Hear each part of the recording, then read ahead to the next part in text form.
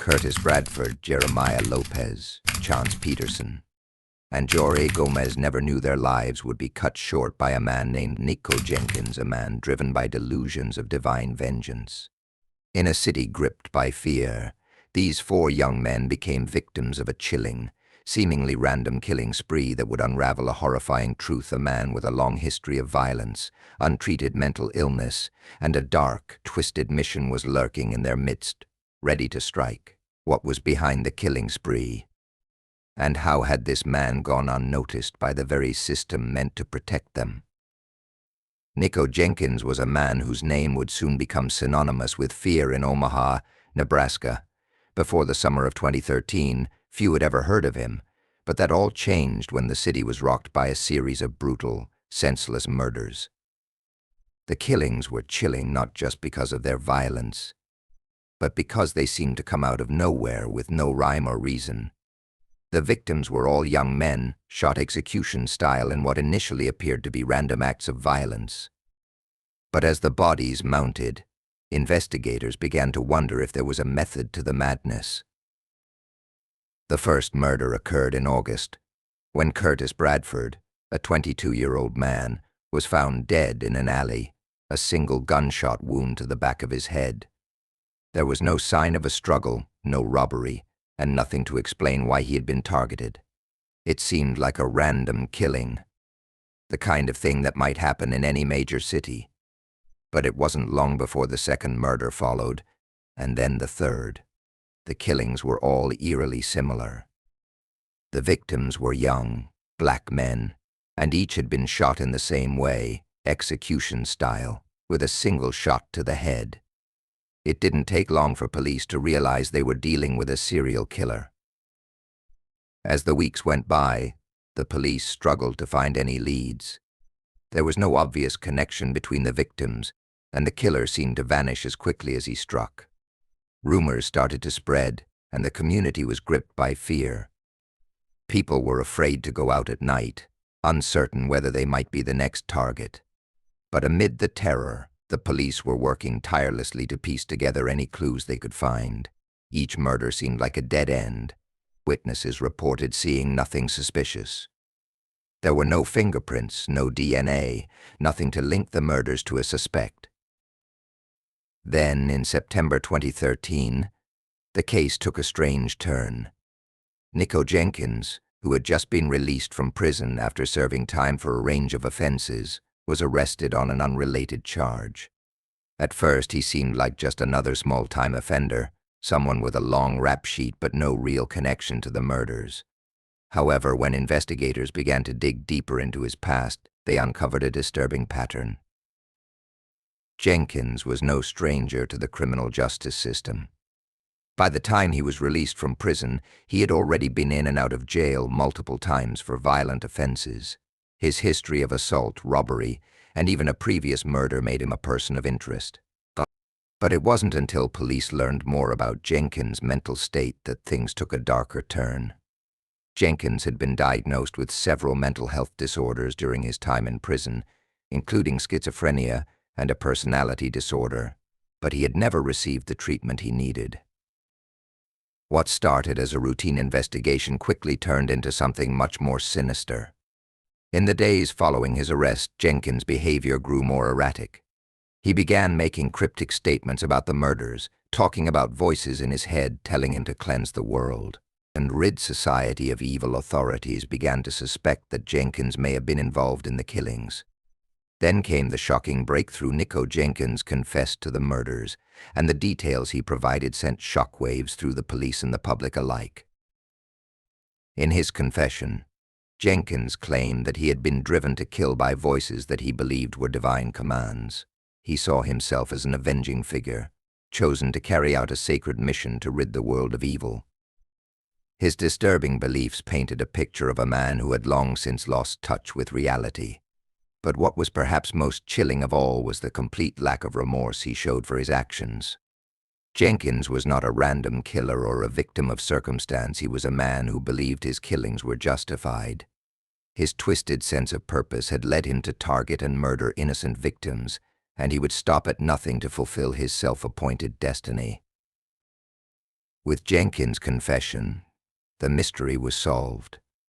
But as the police and the public grappled with the horrifying truth, many questions remained unanswered. How had a man so clearly disturbed slipped through the cracks of the justice system? How many more like him were out there, waiting for the moment to strike? And perhaps most chilling of all, how had Jenkins' descent into madness gone unnoticed until it was too late? The story of Nikko Jenkins would become one of the most disturbing and perplexing cases in Nebraska's history, a dark chapter that would haunt the city for years to come.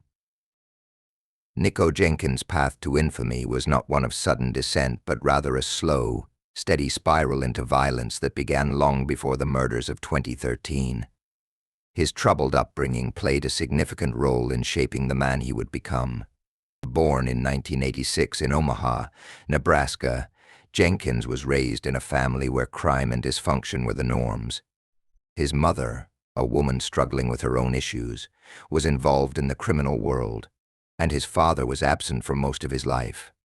From a young age, Jenkins was exposed to a world of drugs, violence, and neglect, an environment that would form the foundation of his eventual criminal career.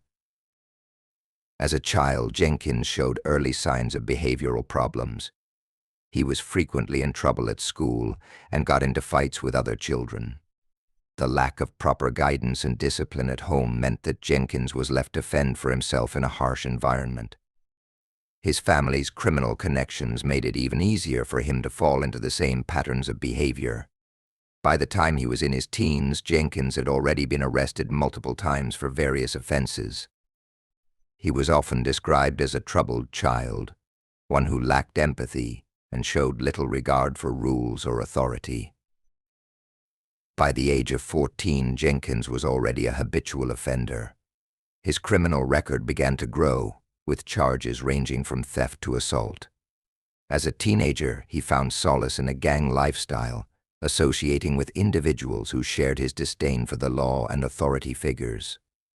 He quickly became involved in more serious criminal activities, including robbery and drug dealing. At the same time, Jenkins began to exhibit signs of serious mental health issues. He was diagnosed with schizophrenia, a condition that caused him to experience delusions and hear voices in his head. However, his mental health was rarely treated, and the combination of untreated psychiatric illness and a criminal lifestyle created a dangerous mix. Jenkins' time in and out of juvenile detention and adult prison further fueled his violent tendencies. Every stint behind bars seemed to deepen his hatred for society, and he became increasingly consumed with dark thoughts. Some of the other inmates reportedly described him as erratic, unpredictable, and prone to violent outbursts. It was during these years in prison that Jenkins began to form a more distorted view of the world. He would later claim that while incarcerated, he became obsessed with the idea of divine retribution, of being chosen by a higher power to cleanse the world of evil. This delusion, along with his growing rage against society, would eventually manifest in the brutal killings he would carry out once released. Jenkins' behavior was increasingly marked by irrational thinking and violence, but his time in prison was not enough to stop him from being released back into the community. In 2013, after serving time for a string of offenses, Jenkins was released on parole. Despite the warnings of mental health professionals and prison officials about his instability, he was given the opportunity to reintegrate into society. His release raised questions, as it was clear to many that he was a ticking time bomb. But the justice system, overwhelmed and understaffed, failed to act. Jenkins was allowed to slip through the cracks, left to his own devices with no proper supervision or psychiatric care. Once out of prison, Jenkins seemed to disappear into the city. He didn't hold down a steady job, and he kept to himself, living in the shadows of Omaha. But as the murders began, it became clear that he was far from the harmless ex-convict he appeared to be. It was during this period that Jenkins began to plan the murders that would bring him back to the public eye in the most horrifying way possible. His criminal history, coupled with his mental instability, would soon catch up with him in a way that no one could have predicted. Though Jenkins had a long history of criminal behavior, nothing could have prepared the city of Omaha for the violent rampage he was about to unleash. His deepening delusions and lack of mental health treatment created the perfect storm for tragedy. The killings he committed would not be the result of a random act of violence or spur-of-the-moment anger. They were the product of years of untreated mental illness, a violent upbringing, and a life spent in and out of the criminal justice system, all of which had shaped him into a man capable of extreme, senseless violence. The first signs that a killer was on the loose in Omaha emerged on August 11, 2013, when Curtis Bradford, a 22-year-old man, was found dead in a secluded alley. His body was discovered by a passerby who immediately called the police. Bradford had been shot execution style, with a single bullet to the back of the head. There were no signs of struggle or any attempt at robbery. In fact, nothing had been taken from the victim, making it clear this was not a crime of opportunity. The killing was precise and deliberate, leaving investigators with few leads. It seemed like a random act of violence, but the coldness of the crime immediately stood out. As the days passed, authorities grew increasingly concerned. They were dealing with a murder that made little sense, and without any witnesses or forensic evidence to lead them to a suspect, the case quickly went cold. The city was on edge, but no one could have predicted that this was just the beginning of something much more disturbing. A month later, another body was discovered, and this time, the similarities to the first murder were too obvious to ignore. The victim, identified as 29-year-old Jeremiah J. Lopez, had also been shot execution style. The location of the body was different, but the manner of death was strikingly similar to Bradford's. Once again, there were no signs of forced entry, robbery, or struggle, just a body left behind in a seemingly random spot, a bullet to the head. Police now had two victims with similar circumstances, and the realization began to dawn on them there was a serial killer on the loose in Omaha. Within weeks, the killings continued. The next victims were identified as 24-year-old Chance Petersen and 19-year-old Jorge Gomez. Both were shot in the same fashion as the previous two, their lives abruptly taken by a single shot to the back of the head. Their bodies were found in different areas of the city, but the pattern was undeniable: young men, shot in cold blood, left in plain sight with no explanation. The city of Omaha was paralyzed with fear, and rumors spread quickly. People began to wonder who could be behind these senseless murders, and why had they chosen these victims.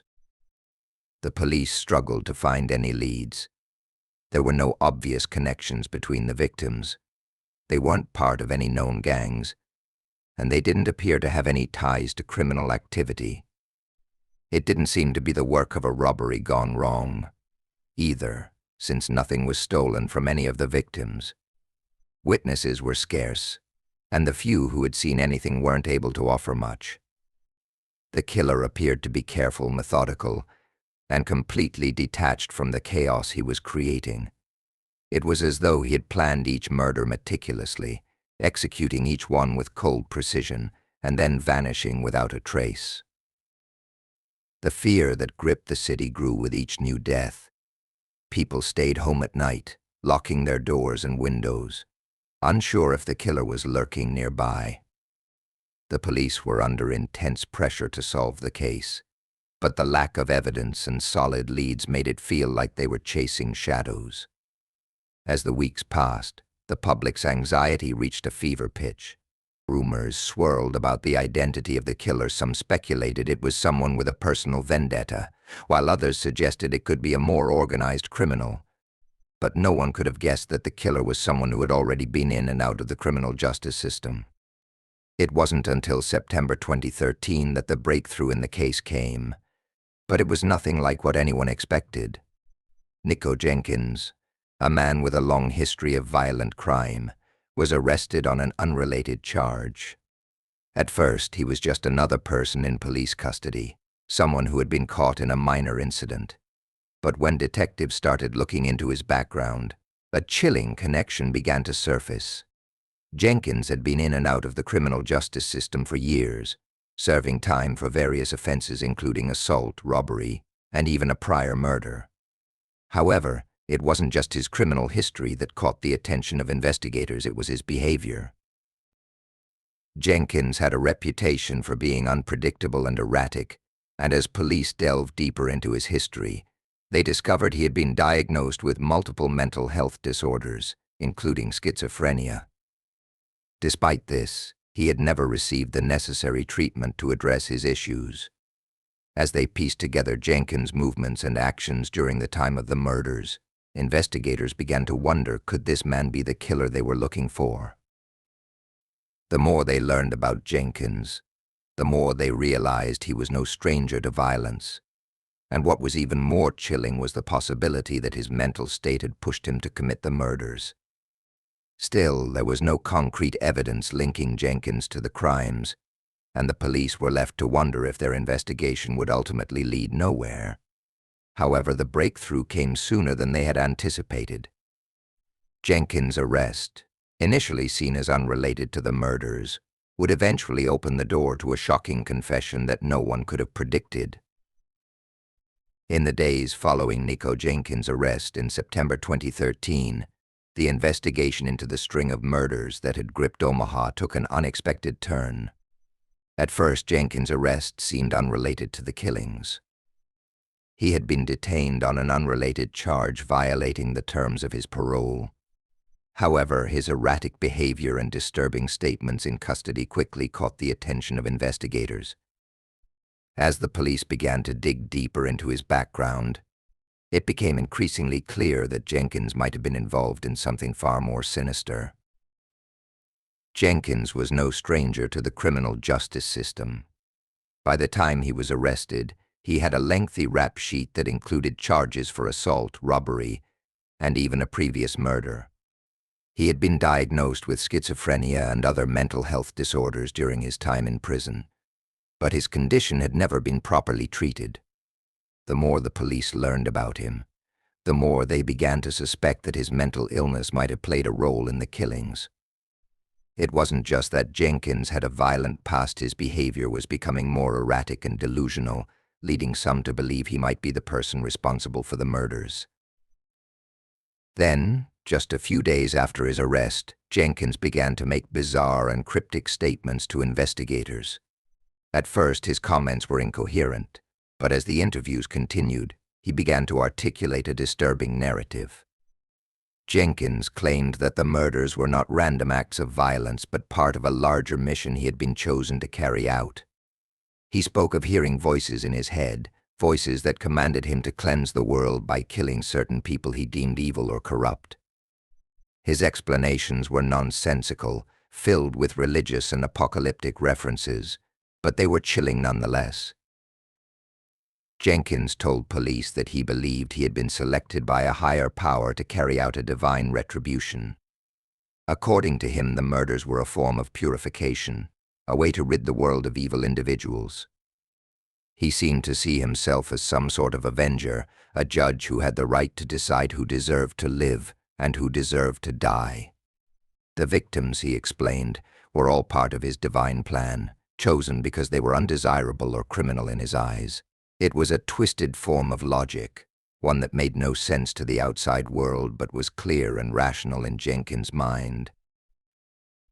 As the details of his confession came to light, it became apparent that Jenkins had carefully planned the murders. He had chosen each of his victims with a sense of purpose, targeting young men who he believed had been involved in some form of wrongdoing.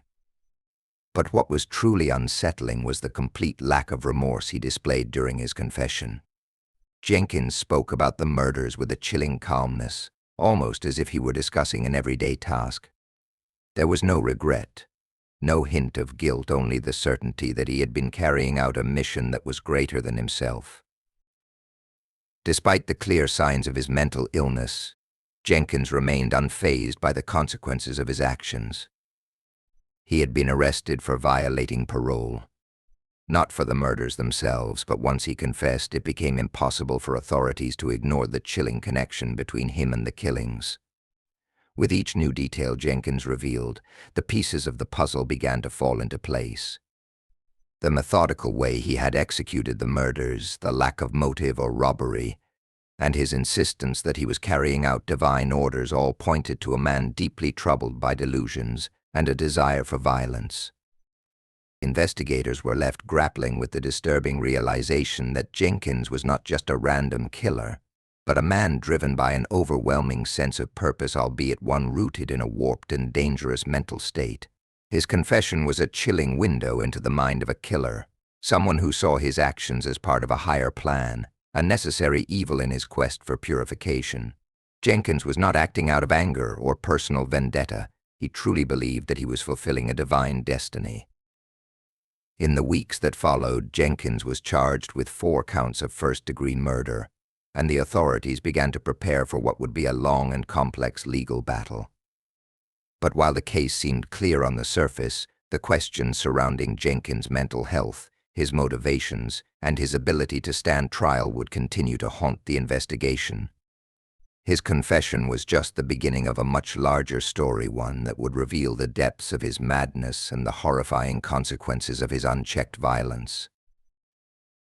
As the world processed the news of Jenkins' crimes, the people of Omaha were left to confront the chilling reality that a man with such deep mental illness had been allowed to slip through the cracks of the justice system, ultimately leading to the senseless deaths of 4 young men. The case of Nikko Jenkins would forever remain a haunting reminder of how untreated mental illness and a broken system could result in tragedy, and perhaps most terrifyingly, it raised the question of how many other hidden threats might still be lurking, unnoticed by the world. The aftermath of Nikko Jenkins' confession sent shockwaves through Omaha and the wider community, but it also raised questions that would linger long after the case was closed. As investigators pieced together the details of his actions and motivations, the chilling nature of the murders became even more unsettling. The fact that Jenkins had been able to carry out these killings without detection, and with such cold detachment, revealed deep flaws in both the criminal justice and mental health systems. His story was not just one of a man who had chosen to kill, but of a system that had failed to intervene at crucial moments. Jenkins' criminal history was long and violent, yet he had been allowed to slip through the cracks at every stage. He had been arrested multiple times, spent years in juvenile detention and prison, and had been diagnosed with schizophrenia and other mental health disorders. Despite his clear signs of mental illness, Jenkins had never received the kind of consistent, intensive treatment that might have prevented the escalation of his violence. His parole officers were aware of his erratic behavior, but there was little in place to adequately monitor or support him once he was released. His eventual release from prison, despite his unstable mental state, seemed like a tragic oversight, one that allowed him to carry out the murders that would terrorize Omaha. The question of how Jenkins was able to go unnoticed in a society that prides itself on justice was one that haunted the public long after his arrest. How could a man with a history of mental illness, violence, and criminal behavior be allowed to walk free? Was the system too overloaded to handle someone like Jenkins, or had it simply failed to recognize the severity of his issues? His case highlighted the gap between the realities of the criminal justice system and the support systems needed to address mental health issues. Jenkins' crimes were not simply the actions of an individual, they were a reflection of a larger problem. The victims, too, were often lost in the media frenzy surrounding Jenkins. Curtis Bradford, Jeremiah Lopez, Petersen, and Jorge Gomez became little more than names in the headlines as the public's attention turned to the shocking details of Jenkins' crimes. Yet these were real people, young men who had their lives cut short by a man driven by delusions. For their families, the loss was overwhelming. Their loved ones were murdered in a cold and senseless manner, and the discovery that the killer had seen himself as part of a divine plan offered little comfort. In fact, it made the tragedy seem even more inexplicable and disturbing. In the courtroom, Jenkins was charged with 4 counts of first-degree murder. His trial became a spectacle, with much of the focus on his mental health and whether he was fit to stand trial. While Jenkins had confessed to the murders, his defense team argued that he was not responsible for his actions, citing his schizophrenia and the delusions that had driven him to kill.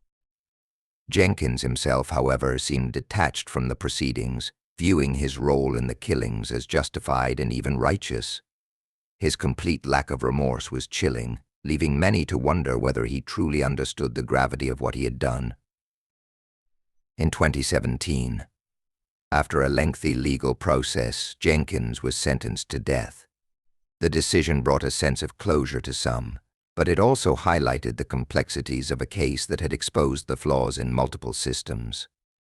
The case of Nikko Jenkins became a cautionary tale about the dangers of untreated mental illness, the failures of the criminal justice system to address the needs of individuals with serious psychological issues, and the terrifying potential consequences when a person like Jenkins is left to his own devices. His story underscored the importance of mental health care in the prison system and the need for more comprehensive support for individuals who show signs of severe psychological distress. Jenkins' case also raised broader questions about the nature of evil. Was he inherently evil, or was he the product of a broken system? Could his actions have been prevented with the right intervention? These questions lingered in the minds of many, leaving the public to grapple with the unsettling truth that someone like Jenkins had been allowed to carry out his plan of violence, undetected and unchecked, until it was too late. The legacy of Nikko Jenkins was not just in the deaths of 4 young men, but in the ongoing conversations about mental health, crime, and justice. His crimes were a stark reminder of how easily someone can slip through the cracks of a system that is supposed to protect society. And as his story faded from the headlines, the community of Omaha was left to pick up the pieces, haunted by the knowledge that the greatest tragedy of all might have been the one that never had to happen in the first place.